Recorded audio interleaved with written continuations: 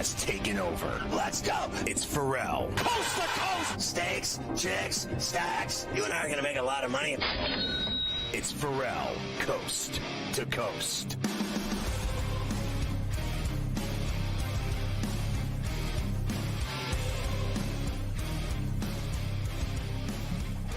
It's Ferrall on the bench, coast to coast in the biggest way possible. Hanging out the bad seed, the bad apple with a bad attitude. We are live,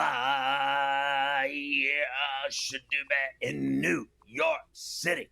The Big Apple. Ooh. People dressed in plastic bags, directing traffic, some kind of fashion shake it up, should do bad. Hey, along with the Tutty and Tater King himself, the founder of the ILC podcast, the rights holder of the Sheet of Integrity, and to put it with the golf, including the green jacket guru, Carver. Hi this afternoon, lady. Mafia's running it along with Luke. I am your father. The rundown on a misery Monday coming off Augusta. A double shot with Morency this very hour from British Columbia, plus Tomer Azarli. He covers the Clippers at Clutch Sports. And then in the second hour, Dave Grubb, our buddy down in Nolens, Hard in the Paint host, covers the Pels. And then in the final hour, look who it is, Drano Lano. Andrew Lano, the former PGA caddy, will join us to talk about what happened at the Masters over the weekend. It was incredible, Mike. I got to tell you, I was excited for him.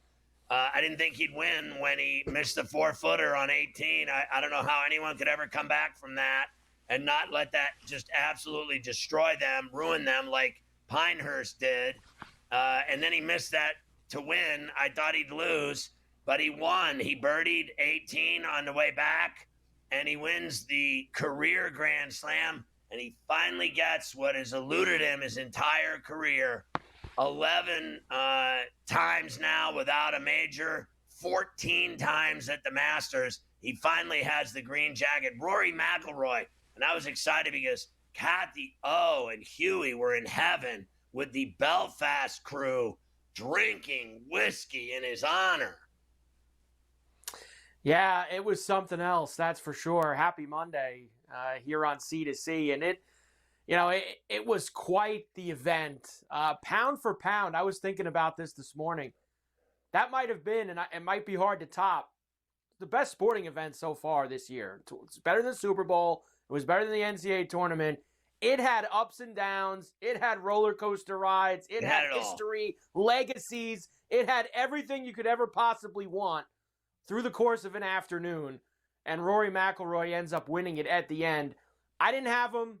I wasn't rooting for him at the end because I had some other stuff monetary-wise. But once he won, Scotty, and it was over, and you saw, him and the celebration and the jubilation, it was quite a moment for Rory, who I've rooted for in the past to do something like this.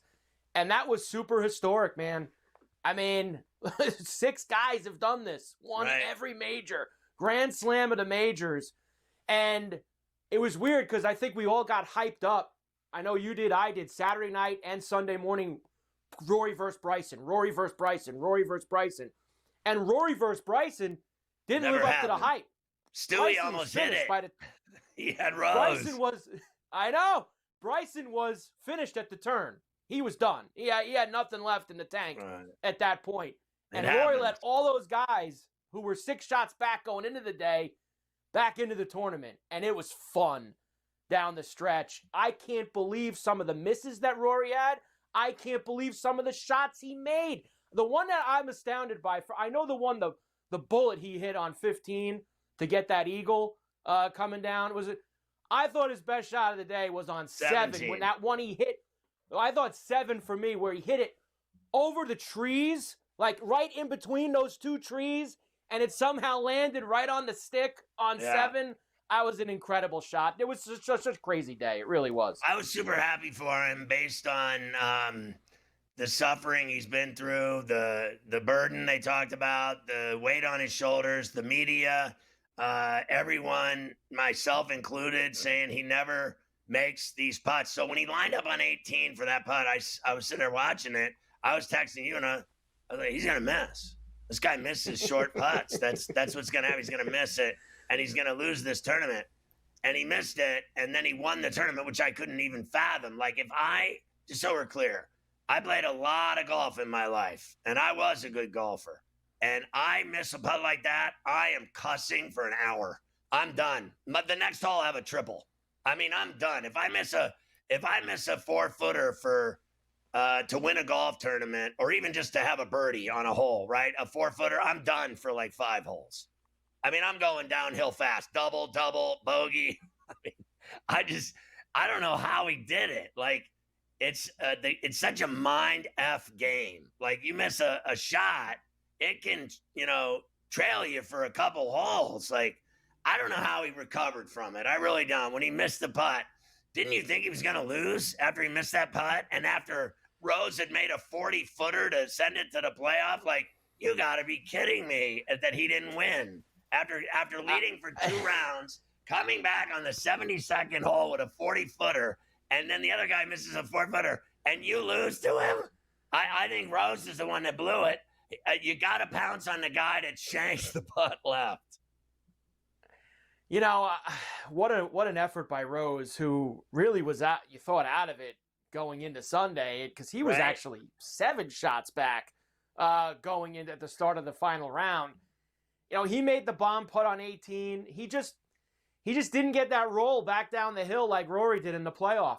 His kind of stuck up there, and he ended up with the much longer putt, which I thought was makeable, for him. I know it was a little bit of distance there, but I know Rose is probably going to go through that one in his head. Despite how long out it was a makeable putt. And Rory just got that roll. He got the spin back on that second shot from out in the fairway. And he wasn't missing it a second time. When it was that close, there was no way he was going to miss it again.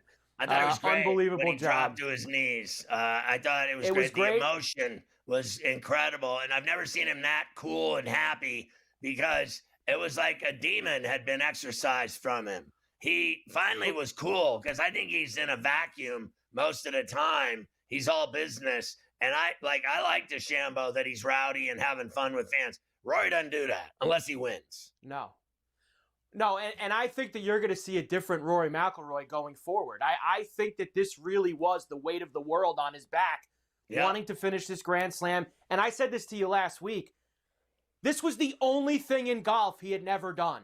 Right. He's done everything in golf except win that green jacket. And it bothered the hell out of him for 10-plus years that he wasn't going into that champions locker room, going to that dinner on Tuesday night, walking around. It bothered him that he wasn't there. And now he's there. And I got to tell you, this could open things up for him. Now that he's got really no pressure to ever win anything again, he's won it all. All he could do now is just stack. And I got a feeling with no pressure on him, I think he could stack. I think there's one more place on his bucket list that he probably wants to win at in his life. And I think it's still a few years till they go back there. And that, of course, is St. Andrews. Whenever the British goes back to St. Andrews, that's probably the one place that's on bucket list for him. But he's got everything done now. He's finished. He's won it all. I don't disagree with any of that at all that you're saying. I think he's on Gravy Street now. He doesn't have to do anything. Yep. He's one of the greatest golfers that ever lived. He's one of 6 guys to win the career slam. It's all over now. Now it's about, he's already filthy rich. And now it's just, like you said, you can call it stack. I'm comfortable with that. I love that phrase. We say it at the beginning of the show, stacks. Let's stack up the money now, because he's always top 20, top 10 every time he picks up the golf club. Just go make tons of money. And he's done it all. There's nothing left to accomplish. What's it going to make him happier winning another one? Like, he's already won them all. Let me tell you, he's on fire right now, and the PGA Championship next month is at a place he's won multiple times in his career, Quail Hollow. He plays great there, and if he wins that, you know what the chatter is going to start to be. When you win the first 2 of the year, they start talking it up. It's really hard to do. Calm down. He's not winning all 4. It's impossible.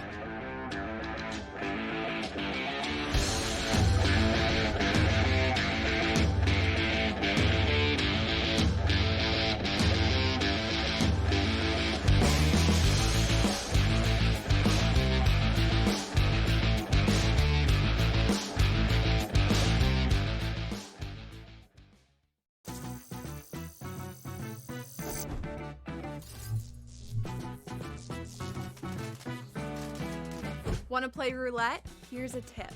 European roulette has a lower house edge than American style. The lower the house edge, the better shot you have at winning. Most online casinos offer European roulette. So, if I were you, I'd get spinning. Now, go get lucky. See you in Lost Pages.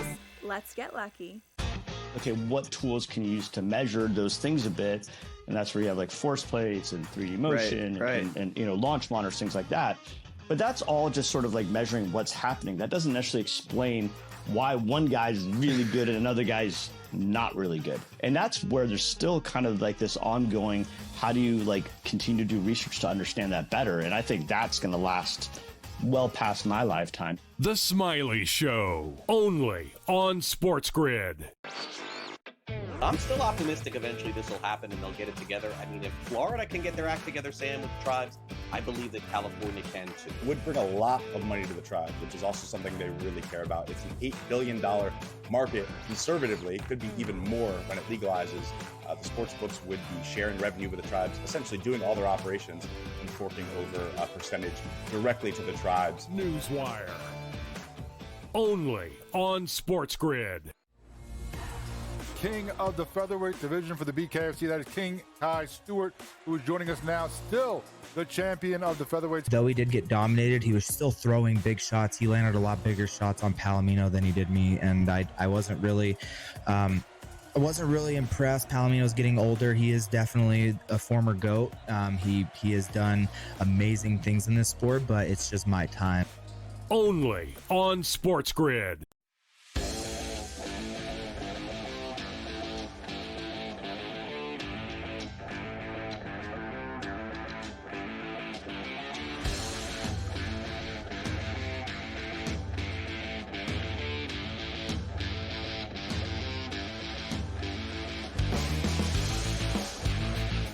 Catch Sports Rage every night at 10 Eastern on all our TV and radio outlets. We get Morency for a double shot every day from Vancouver. Great job with the Western Michigan National Championship bet. The thing that blew my mind was I found out that, because I've never watched any of those games ever in my life. I know that they never paid one kid on that team an NIL dollar. That is amazing to me that the whole team played for no money. And then they win the national championship there first.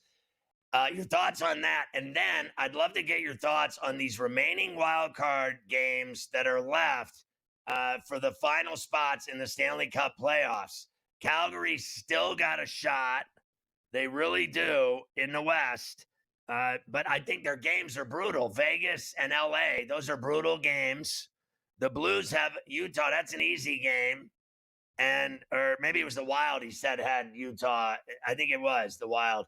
Your thoughts on that? And I don't think the Canadians are not getting a point in the two games that they play. I think the Canadians are in. Just as far as Western Michigan is concerned, Scott, it's sort of like college basketball. I remember we talked about, I said, listen, Boston University, they've got the blue chips. They've got the NHL draft picks.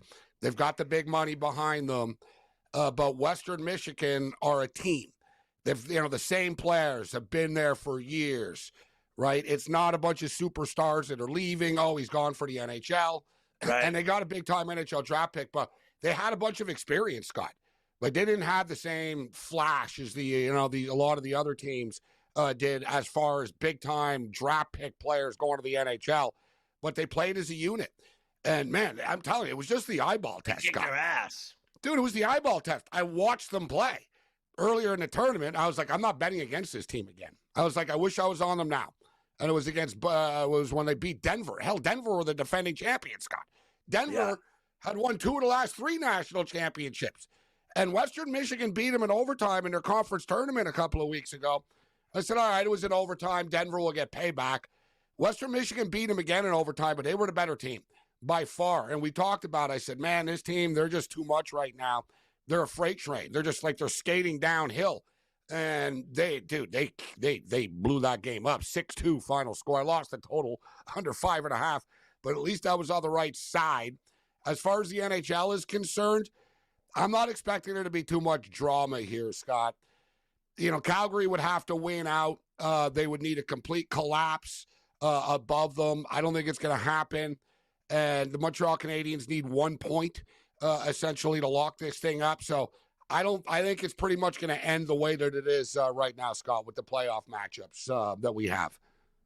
Are you watching the Czechs and Canadian women play hockey right now in these Worlds at all? Are you into that? I got it. I was. Yeah, I was actually. 6-1 right now. 6-1. Jesus, it was 2-1 at the start of the third, and I started the show. They scored 4 goals. Yeah, Jesus. There's 9:46 left in the third period. 6-1 right now. I didn't even notice that because I can't sit here and watch it. I just have it on, and it was 2-1 at the start of the third. It'll be cool. I'm glad you got your eye on this. It'll be cool. Dude, this stuff is like it's a 2-team tournament, Scott, all the time. Right.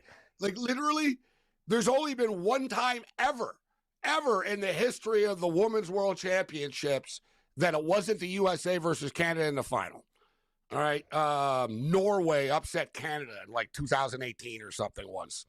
Right. Canada got knocked off in a shocker and didn't make it to the championship game. But USA and Canada on a collision course. And it's big time stuff. Fighting? Do they actually fight? Yes. Like they're. I just saw a fight. I was like, what? Yes. Dude, the PWHL is lit, Scott. The Women's Hockey League. Dude, you know women. Hell, half no, like Fury. Dude, like they're evil, man. Like in the PWHL, like there's some serious stuff that goes on. So much so that Brian Burke, who's like the, he's like the not the commissioner, but he's he might be the commissioner. Yeah, he's like the head advisor, rules guy, whatever. He's one of the runners of the league. He told him, you guys got to chill out. Like we don't want. Like, the people don't want to see fighting with women's hocky and stuff. I'm like, yeah, we do. I'm like, let them go. Dude, they wear face masks. So they grab each other's face masks like we used to as kids and stuff. And they start pulling like, it's like the football stuff. It's good, Scott. A little bang, bang, grab the glove. You grab the mask and you start rattling the head. No, the women don't like each other. And the thing is, too, they all play together now, the PWHL. So the American girls and the Canadian girls, like, dude, forget, like, it's been nasty. Forget Four Nations stuff. Like, the U.S. women, Scott, stomped on the Canadian flag in the room once before a game. They do not like each other, and they don't get to play each other that often, right? Like, they play in the Olympics. All right, it's every 4 years, the Olympics. So you got this World Championships. This is what they got. So it'll be lit later in the week when they play each other in the final, Scott. What did you think of Budenholzer and Griffin getting fired today? I smelled Budenholzer for 3 months. I said he was getting fired because I went to the game. Remember I told you, I went to the Suns game at the Garden, and they had 4 timeouts where he stood 20 feet from the circle of players, and they wouldn't even let him into the circle. Like their timeouts had no coaching. The players talks among themselves. Budenholzer was left out by himself with his assistants. They never listened to that guy once. When Durant started arguing with him, I said, this guy's getting fired. They're going to fire like 5 coaches in 5 years. It's crazy. I didn't understand the hire in the first place, to be honest.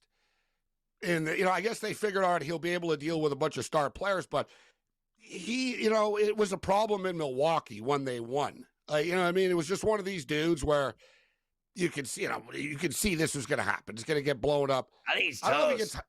I don't think it's hired again either, actually. I don't at this either. Point. Yeah, that's what I was going to say. Like, it's not like, well, you know what? You know what I mean? Like, who was the dude that just got fired? Like, the dude in Memphis. He'll get hired. You know what I mean? Malone will get hired. Yeah, Jenkins. Malone will get hired for sure. Like, Malone is going to be a coach if he wants to be. He'll be a coach next year. If he's going to cuss at players again for 2 years, he's not going to last either. You know what, though? Budenholzer on a bad team, Scott. But I don't understand why Phoenix thought it'd be a good idea. Like, you know what I mean? Like, if you're the Pelicans or, like, a younger team right now, if you just let the guy coach. But poor Budenholzer, really, he's been a babysitter the last 10 years of his career. They got to hire a coach and let the guy coach there for 3 or 4 years. That's the thing.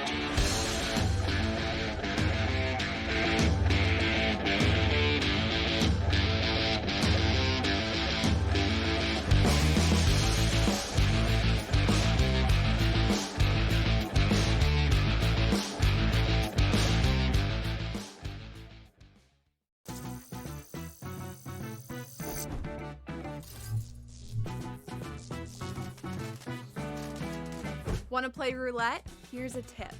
European roulette has a lower house edge than American style. The lower the house edge, the better shot you have at winning. Most online casinos offer European roulette. So, if I were you, I'd get spinning. Now, go get lucky. See you in Las Vegas. Let's get lucky. Okay, what tools can you use to measure those things a bit? And that's where you have like force plates and 3D motion and launch monitors, things like that. But that's all just sort of like measuring what's happening. That doesn't necessarily explain why one guy's really good and another guy's not really good. And that's where there's still kind of like this ongoing, how do you like continue to do research to understand that better? And I think that's going to last well past my lifetime. The Smiley Show, only on SportsGrid. I'm still optimistic eventually this will happen and they'll get it together. I mean, if Florida can get their act together, Sam, with the tribes, I believe that California can too. It would bring a lot of money to the tribes, which is also something they really care about. It's an $8 billion market. Conservatively, it could be even more when it legalizes. The sports books would be sharing revenue with the tribes, essentially doing all their operations and forking over a percentage directly to the tribes. Newswire, only on SportsGrid. King of the featherweight division for the BKFC. That is King Kai Stewart, who is joining us now, still the champion of the featherweights. Though he did get dominated, he was still throwing big shots. He landed a lot bigger shots on Palomino than he did me, and I wasn't really impressed. Palomino's getting older. He is definitely a former GOAT. He has done amazing things in this sport, but it's just my time. Only on SportsGrid.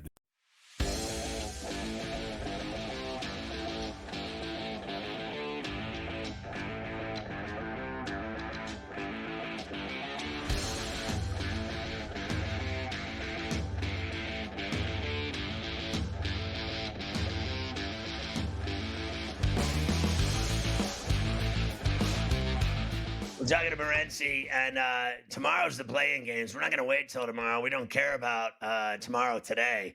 We want to talk about tomorrow today, but we don't really care about tomorrow until tomorrow. But today we're going to talk about tomorrow. And tomorrow we have the 7-8s.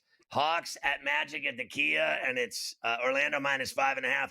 Grizzlies at Dubs at the Chase in the City Bada Golden State Land 6.5. I hit the Clippers yesterday at the Chase, winning that game.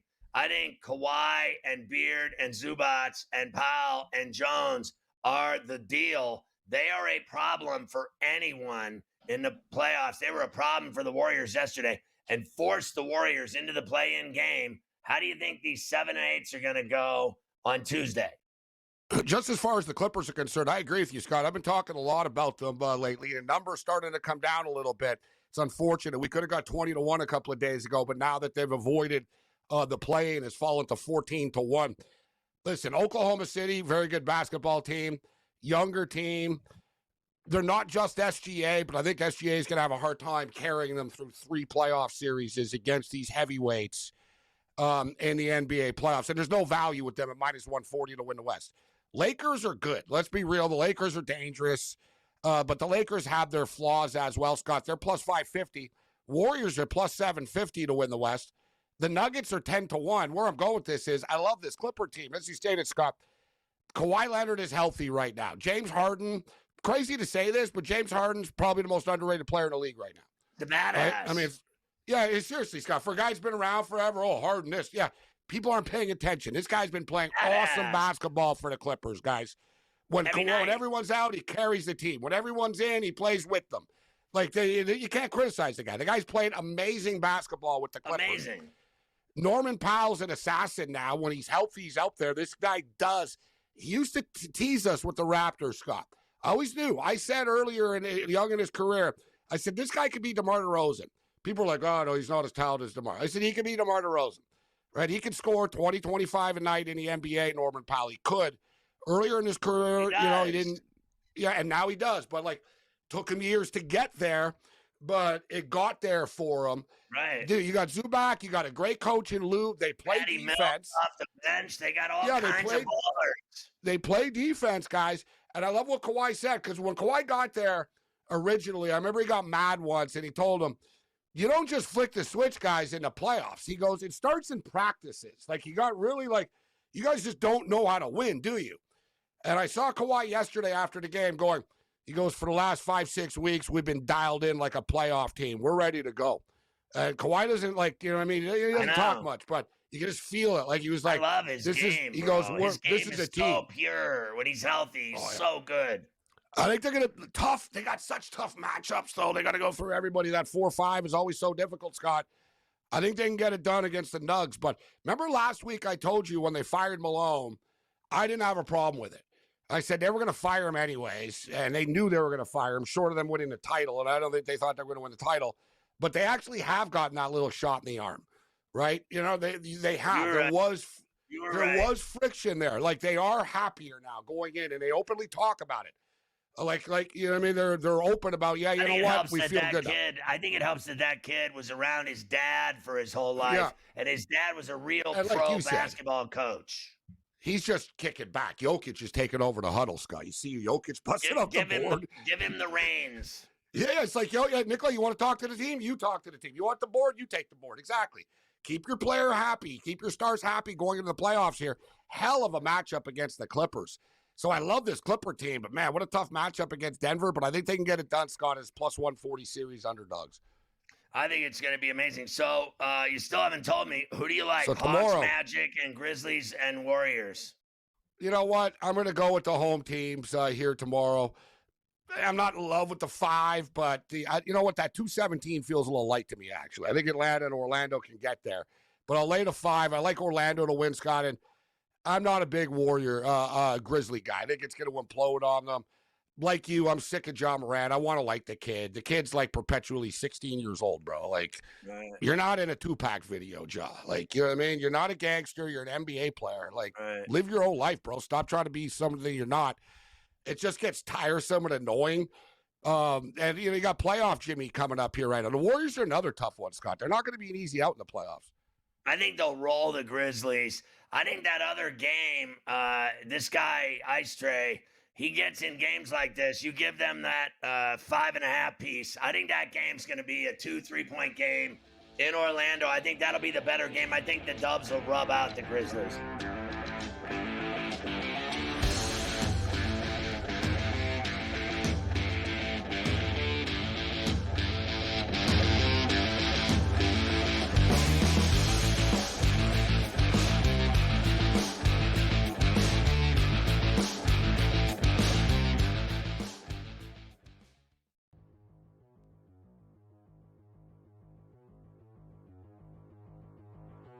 Fantasy baseball. Let's be honest, George. There's a lot of things antiquated about this game that we love. Man, like I would love to try some new little wrinkles here. And so for Sam's question here on the show, I think it's at least fair to ask the question, with catchers in fantasy baseball, and sometimes we're playing in 2 catcher leagues, why at this stage of the game? I have no idea. If you're still doing it, you're behind in the times. Buy or sell, catchers should get a fantasy point for throwing out runners trying to steal. So essentially awarding a defensive play to get an offensive point in fantasy. You gonna buy or sell this? I mean, so this never even crossed my mind. I hate the catcher position because they get hurt so much. You play in a 2 catcher league, I don't know what to tell you.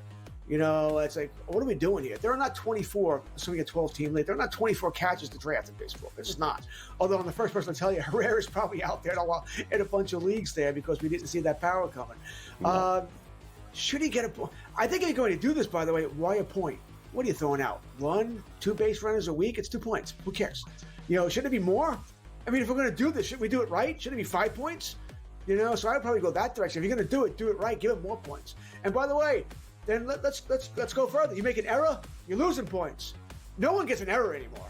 All right, if you get an error, it means you really screwed up. I was watching that Yankee-Pittsburgh game yesterday because I think it was who cares? Somebody hit the ball hard to Isaiah Falefa at shortstop. He didn't have to move, but he dropped it. They called it a hit because he hit the ball hard with 3-hopper. Oh, hard hit, error. So let's do that too. So yeah, I'm kind of on board with this, but you need more than one. It can't just be a point that's meaningless. You need more than one. Fantasy Sports Today. Weekends starting at 8 a.m. Only on SportsGrid.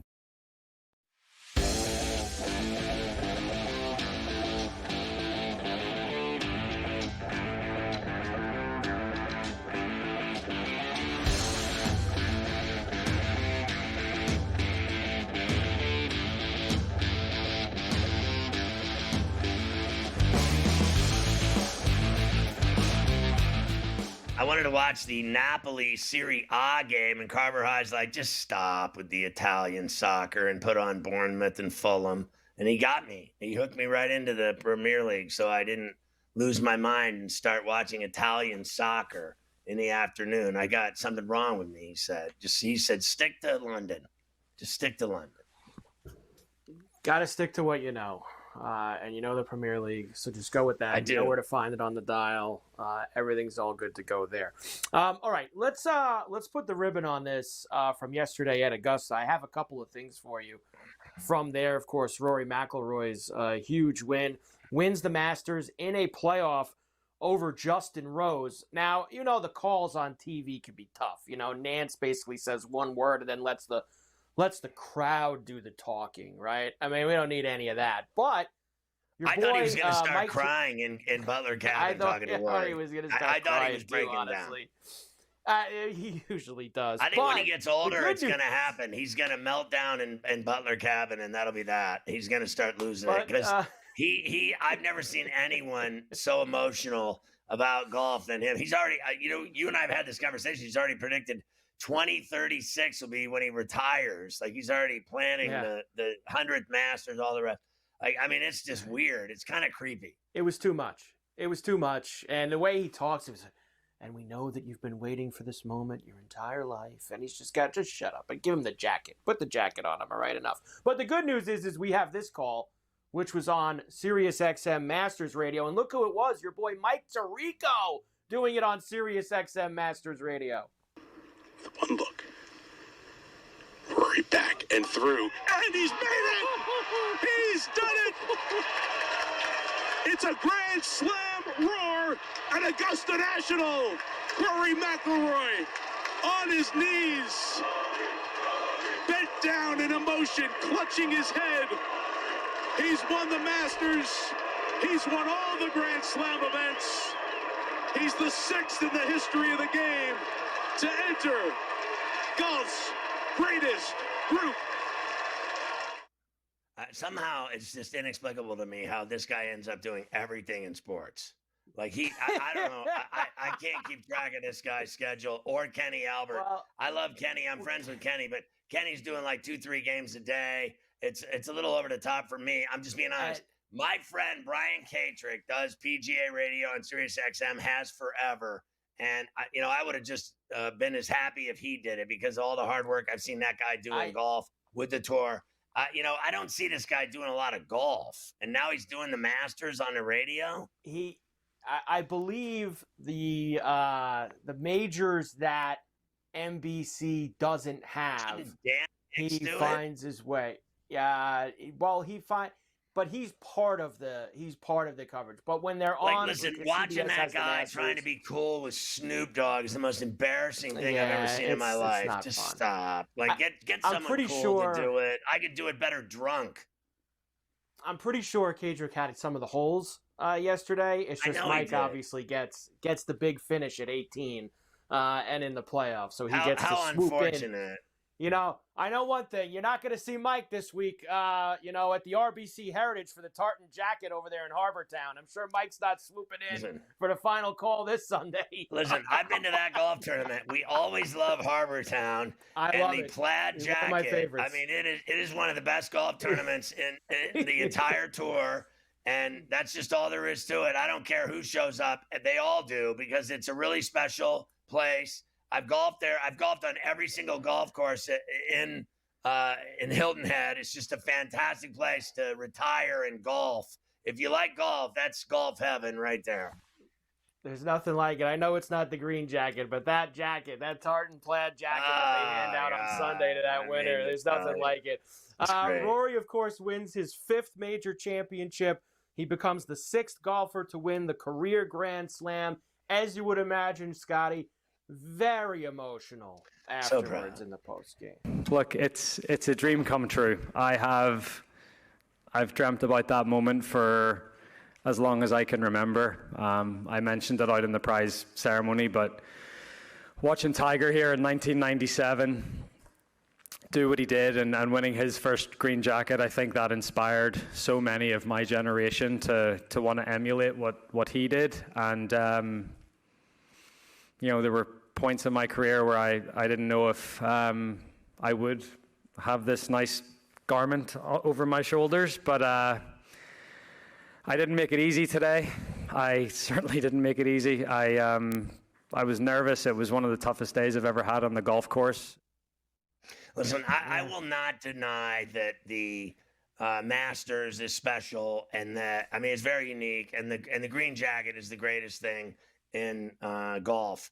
But I still will never back off of my belief that there is only one major that matters, and that is the Open.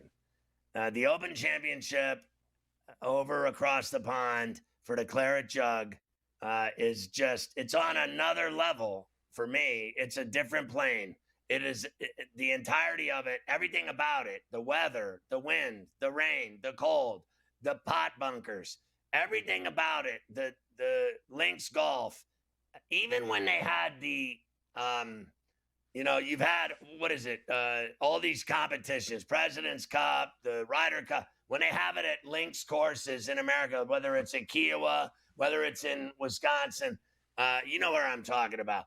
They try so hard to emulate what the greatest golf tournament in the world is, the Open, and they play it at different courses all the time.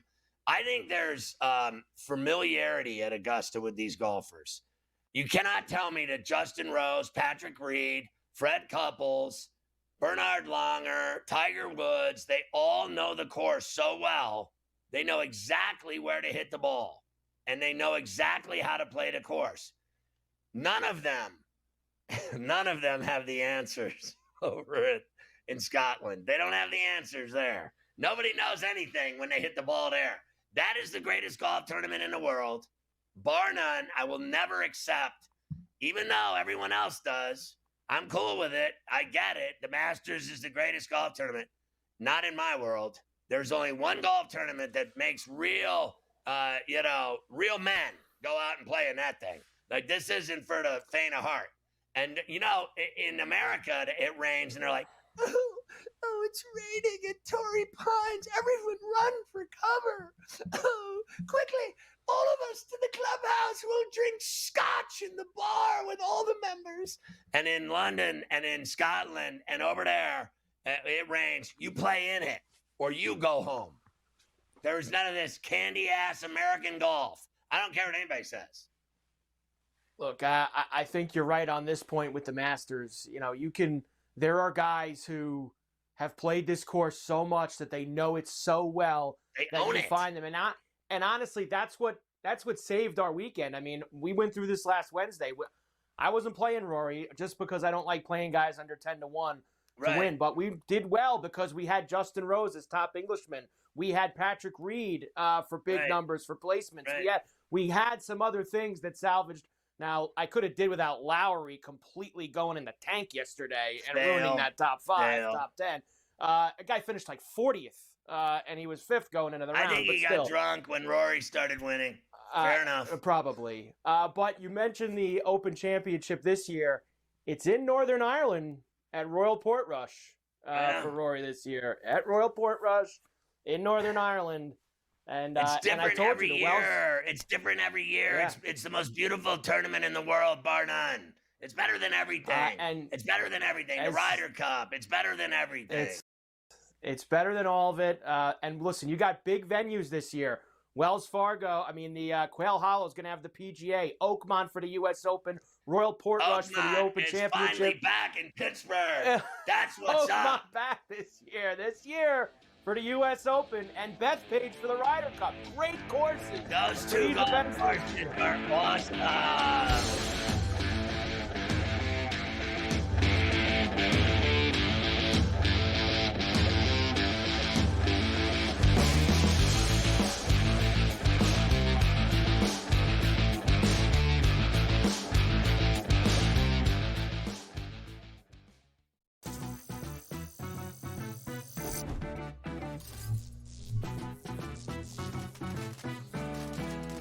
Here's a tip for my fellow golfers and gamers. Do you want to book a golf trip to Vegas? For the best weather, aim for spring and fall. But the best prices, aim for summer and winter. But if you're looking for that sweet spot, try June. You get the August prices without that scorching heat. See you in Las Vegas. Let's get lucky. We know what Chris Sale can bring. I was personally high on Schwallenbach. Smith Shawver, their other starter, looks okay to kind of bad. They need to I don't want to say tread water, so I think that puts it in a bad light, but that's what they ultimately need to do. They need to tread water until Strider gets back, until Acuna gets back, and maybe it's just part of the team morale mentality that we're not at full strength, we need to kick things into gear once those guys get here. Pro Baseball Today, only on SportsGrid. I'm still optimistic eventually this will happen and they'll get it together. I mean, if Florida can get their act together, Sam, with the tribes, I believe that California can too. It would bring a lot of money to the tribe, which is also something they really care about. It's an $8 billion market. Conservatively, it could be even more when it legalizes. The sports books would be sharing revenue with the tribes, essentially doing all their operations and forking over a percentage directly to the tribes. Newswire, only on SportsGrid. King of the featherweight division for the BKFC, that is King Kai Stewart, who is joining us now, still the champion of the featherweight. Though he did get dominated, he was still throwing big shots. He landed a lot bigger shots on Palomino than he did me, and I wasn't really impressed. Palomino's getting older. He is definitely a former GOAT.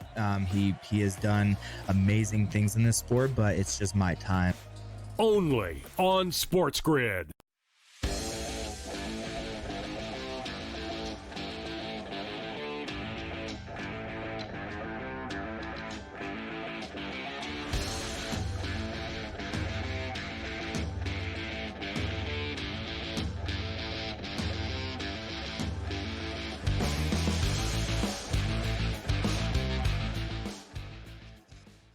Hey, Tomer Azarle covers the Clippers for Clutch Sports, and he's on C2C today. I'm excited to have him on.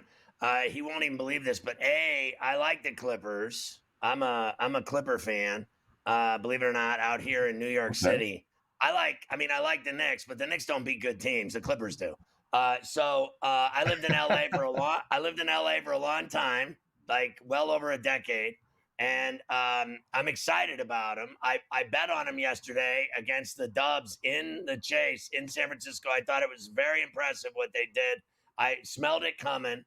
And it's amazing to me how I have to ask you, like, first of all, the national narrative and national media and all these know-it-alls that think they're so smart constantly talk about, I hear it all the time, that, Kawhi's going to go down. He's going to get injured. He's going to let him down again. He's not going to play. And they have no chance to do anything. Meanwhile, I'm from the side of the river that says, screw you. He's playing awesome ball. He's a complete badass. He's healthy. And when he's in that situation, he's undeniably one of the greats in the league. He's unstoppable. I thought Beard and him yesterday were exactly that, unstoppable. 39 and 33. It was ridiculous. I watched them go off on the Warriors. They put the Warriors in the play-in. They kicked their ass. Yeah, that was a phenomenal game to watch yesterday. First of all, definitely surprised to hear that you're a Clippers fan all the way out in New York City. They don't get That's too what's far up. out east, but that is That's cool what's to hear. That's what's no, up. I mean yesterday's game was just phenomenal. Again, it was the fourth quarter that Steph Curry had and the back and forth that he and James Harden and Kawhi Leonard had. It was just one of those games where it was a game of will. Like who wanted it more, who could get that extra shot, who could create an extra turnover here and there. And so I think, this Clippers team has been resilient all season. And from the very beginning, they've said the loss of Paul George is seen as addition by subtraction. Everyone thought letting Paul George walk was a big mistake, not offering him $50 million a year, keeping a superstar of his magnitude around in town. And his departure led to big openings for guys like Norman Powell and Ivica Zubac, who have been phenomenal. And I would say probably have exceeded expectations. I think everyone expected him to have a bigger role, and I think they even expected to have strong seasons themselves.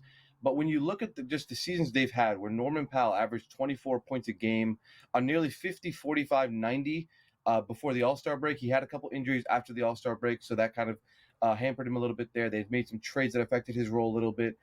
And then you look at Ivica Zubac, who had, I believe it was 59 double-doubles this season, second most in the NBA behind like Sabonis. I think he had 3 or 4 20-20 games, 5 games of 20 rebounds. He's just been a phenomenal center. He had his first career triple-double to end the final home game in Intuit Dome, the regular season game in Intuit Dome. So every one of those guys, and that's just Norman and Ivica Zubac. What they were able to do with the departure of Paul George, though, was also sign a guy like Derrick Jones Jr., who was a phenomenal wing player with the Mavericks last year, helped them reach the finals. Good two-way guy, good three-point shooter, and showed that this year. They were able to bring back Nicholas Batum from the Sixers this offseason. They didn't want to trade him last season, but they had to get James Harden. And then they signed Chris Dunn, who, Steph Curry had 36 points yesterday. He also had 8 turnovers. And if you watch that game, though, Chris Dunn made him work every single possession, going over screens, making him feel him the entire night. Steph got his. He got his 36 points. But, I even asked him after the game, that was not an easy game for Steph. They made him work physically every single possession. And so I think yesterday was a kind of an encapsulation of what this Clippers team is, a hard-fighting, connected, deep team around Kawhi and James Harden. They're no longer just a team that relies on their stars. They have a supporting cast around them. And when Kawhi is Kawhi, we've seen what can happen. So Dunn was perfect from the floor yesterday, and there's nothing like a guy giving you an 11-piece where he's 4 for 4 and 3 for 3 from deep, and then plays great defense. That's worth its weight in gold. I have to tell you, I watched the Beard play here in New York with the Nets, right? And I honestly think he's kind of playing like he did in Houston. He's always been, to me, one of the greats. And he's always had that laissez-faire, I don't care, man. I'm just a baller. I don't want to talk to you. Just give me the rock. And I'm going to go to the 10. And I think he's been utterly fascinating to watch play in Los Angeles with this team, because while all these other cats everywhere are, load management, which I think is soft to begin with. I don't even want to hear it. Where I come from in the park, we just call that the guy never plays. He never plays. He doesn't need any management of anything. Agents, management, television time. I don't care. My man, this guy goes out and balls out every night. And what he does outside and inside, and to get his teammates involved, and to get to the 10, and the clutch shots in the clutch, and in big moments, getting the right guy to put it in the hole. It's sickening. It is sickening.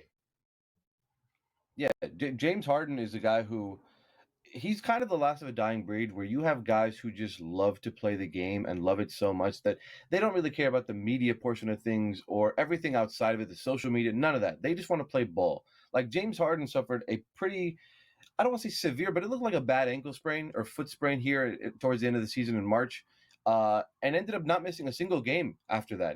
They had a day off. They went to New York. He played against the Knicks. They beat the Knicks and the Nets in back-to-back games there. Easy. And he's just a guy who, I asked him about it. I was like, look, you had every reason to sit out. Like, the team needed you to be healthy for a playoff run. You sprained your foot a little bit. It didn't look great. And he's like, look, I love to play the game, and this team needs me. I can't afford to sit out right now. And you also never know from a fan perspective who's coming out to watch you, who wants to watch you, who's traveling from overseas to watch you, from Europe, whatever, across the country. So he's a guy who loves to play the game of basketball, and I think he's shown that. I also think that, to your point, he's playing a lot more like Houston, James, but I think he also kind of took a back seat in Philly and in Brooklyn.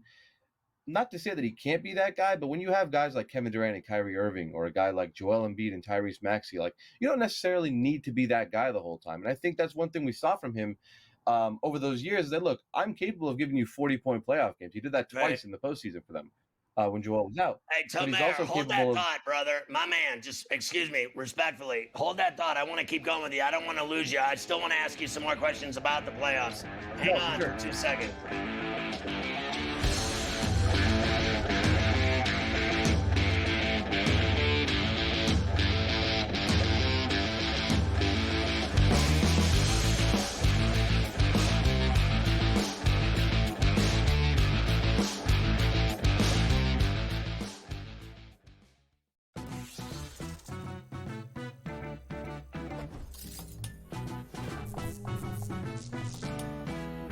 We all know nothing beats the energy of playing live roulette in a casino. But playing roulette online sure does have its perks. At the casino, you'll average 40 to 50 spins per hour. But online, you're looking at 100 to 150. The more spins, the more chance of wins. Now, go get lucky. See you in Las Vegas.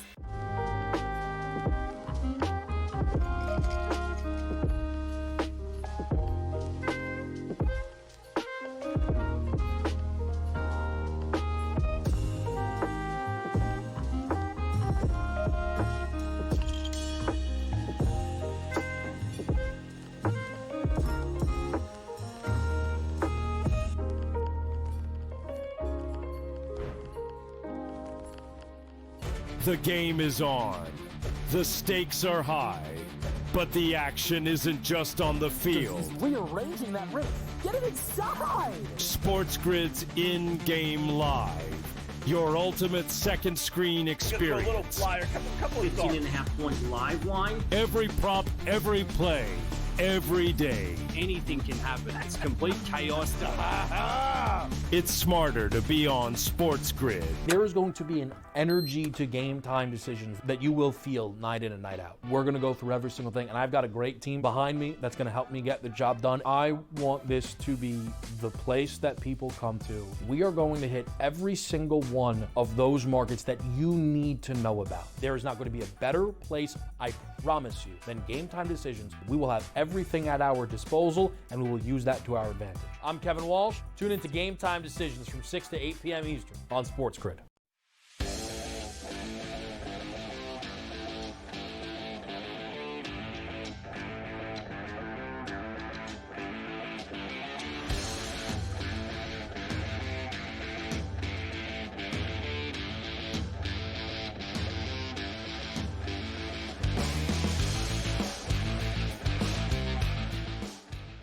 So we were talking about Harden with Tamara Azarli, covers the Clippers for Clutch Sports on Coast to Coast here. Respectfully, sorry about cutting you off. I had to. So let's finish that thought on Harden. Like, obviously, as he goes and Kawhi, they go. And I think Zubac has played the best ball of his career, without a doubt. I mean, fundamentally, he's taken his game to a whole nother level. Like, he kind of used to be a doughboy, but I think now he's kind of turned into a man and a badass. He's like figured it out, and he's become a real problem. Like, I like to call great players that I play with problems. When I play with dudes that I don't know and I'm playing pickup, I'll go, listen, bro, this guy's a problem.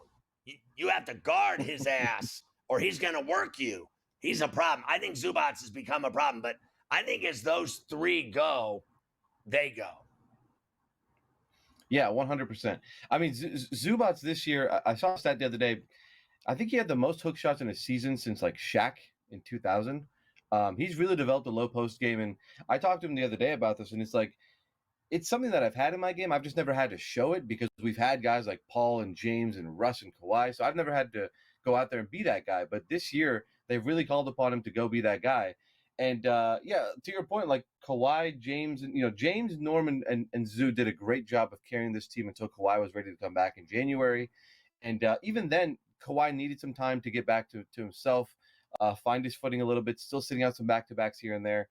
But once he got back to himself, I think it was a new kind of game where you have to find out, how do we have Kawhi and James and Zoo and Norm clicking? And then also we just traded for Bogdanovich. We just signed Ben Simmons off the buyout market. Like, how do we get all these guys to fit together?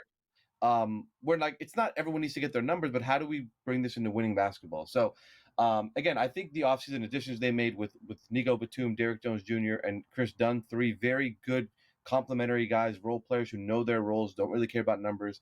I think all that contributed heavily as well. So I think they have a complete team. And I think this is probably the most complete team this Clippers have had around Kawhi over the last probably 5 or 6 years here, where they have the depth, they have the star power, they have the big man, they have the shooters, they have everything top to bottom. So just got to stay healthy. So, look, fair enough on Simmons. I'm just going to say this. Like, we've already been down the road with this cat here. I don't deny back in the day, north-south, he was a dominant big that, could handle the rock and finish and dish. and do his thing. But when he, he's got a bad rap here. He got a bad rap here. He never did anything ever, and so I think people soured on him. I hope he finds some kind of happiness out there because he didn't have any here in Brooklyn. I can tell you that much. All of his rhetoric about liking being in Brooklyn, he was tripping because he never did anything here. But I'll say this. I agree with you about everything else. Jones, Dunn, I agree about everything. I don't trust that dude as far as I can spit. But I want to ask you this question. Now they got a real problem on their hands in the Joker and Porter and Gordon and Murray and Brown. And, I will say, they don't have a coach, but they got a kid that has been around it his whole life with his daddy. And I won't deny his dad was a legit men's pro coach. I thought Rick was, legit. And I think the kid learned something. And one thing he learned, it's pretty obvious to me, is let this guy Joker do whatever he wants. Give him the clipboard, the ball, horses, beer, his brothers, let him have front row seats. Do whatever it takes to make the players happy. Because I think Mike was a D and they hated his guts. They got sick and tired of him cussing at him. How do the Clippers beat this monster Joker?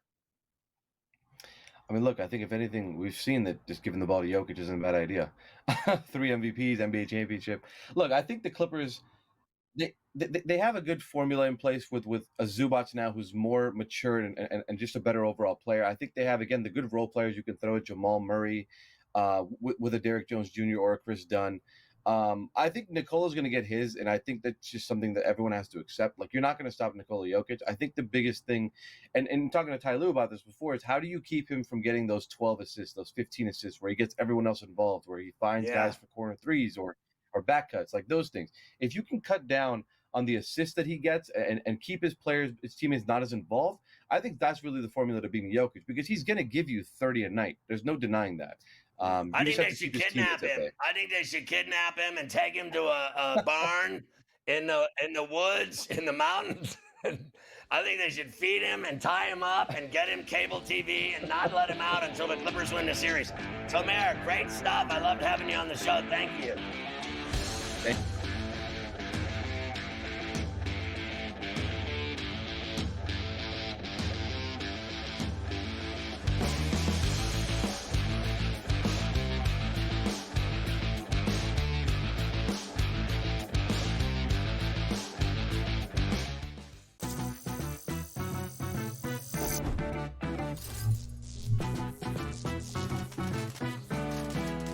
Here's a tip for my fellow golfers and gamers. Do you want to book a golf trip to Vegas? For the best weather, aim for spring and fall. But the best prices, aim for summer and winter. But if you're looking for that sweet spot, try June. You get the August prices without that scorching heat. See you in Las Vegas. Let's get lucky. We know what Chris Sale can bring. I was personally high on Schwallenbach. Smith Shawver, their other starter, looks okay to kind of bad. They need to I don't want to say tread water, so I think that puts it in a bad light, but that's what they ultimately need to do. They need to tread water until Strider gets back, until Acuna gets back, and maybe it's just part of the team morale mentality that we're not at full strength, need to kick things into gear once those guys get here. Pro Baseball Today, only on SportsGrid. I'm still optimistic eventually this will happen and they'll get it together. I mean, if Florida can get their act together, Sam, with the Tribes, I believe that California can too. It would bring a lot of money to the Tribes, which is also something they really care about. It's an $8 billion market. Conservatively, it could be even more when it legalizes. The sports books would be sharing revenue with the Tribes, essentially doing all their operations and forking over a percentage directly to the Tribes. Newswire, only on SportsGrid. King of the featherweight division for the BKFC, that is King Ty Stewart, who is joining us now, still the champion of the featherweight. Though he did get dominated, he was still throwing big shots. He landed a lot bigger shots on Palomino than he did me, and I wasn't really impressed. Palomino's getting older. He is definitely a former GOAT. He has done amazing things in this sport, but it's just my time. Only on SportsGrid.